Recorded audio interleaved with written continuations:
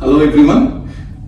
As Bhaskar has consented to do all the maneuvers with us, we have already demonstrated the Gufoni maneuver in the previous video. Now we will go for the Appiani maneuver. The Appiani maneuver is required where there is cupulolithiasis of the lateral canal or the anterior segment of the lateral canal or the paleoampullary arm of the lateral canal or the horizontal canal is involved by the otoconial debris.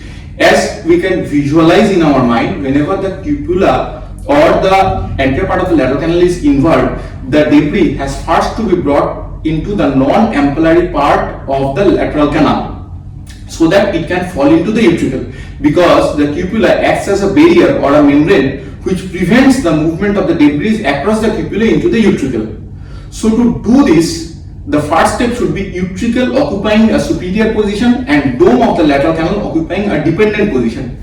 This can be achieved when the patient falls on the bed on the side of the affected canal. Suppose Bhaskar is having the right-sided horizontal canal being affected, a case of cupulolithiasis. So first step, as we all know, is chin towards the same side of the affected canal. This increases the excursion of the cupulary fall. Second step is Bhaskar falling on the same side of the canal affected. This leads to the ampullary end of the canal and the utricle taking a superior position and dome of the canal taking a more dependent position.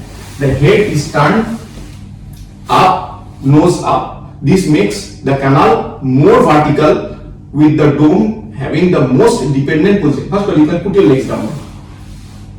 This is the third position, and the fourth position is Bhaskar sitting up with chin down. Bhaskar sitting up with chin down. This doesn't move the otoconial debris into the utricle, but what it does, it brings the otoconial debris from the anterior segment of the canal to the posterior segment. So the entire repositioning maneuver is now not complete.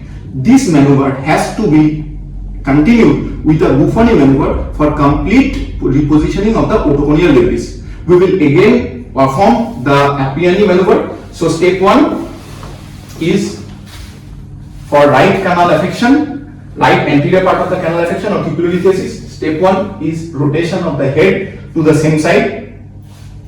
Step 2 is falling on the same side of the affected canal. Step 3 is turning the head towards the ceiling, nose up towards the ceiling. And fourth step is sitting up, chin down. Sitting up, chin down. And each step has to be held for at least 1 to 3 minutes, as we have discussed. And even in Gufoni, we repeat, we repeat the test 2 or 3 times. We repeat the maneuver 2 or 3 times before going for the Gufoni maneuver, so that all the otoconial debris are presumed to be moved to the posterior part of the canal. Then only we go for the posterior part of the canal maneuver like the Gufoni maneuver. So Appiani should always be linked to a Gufoni maneuver. Thank you.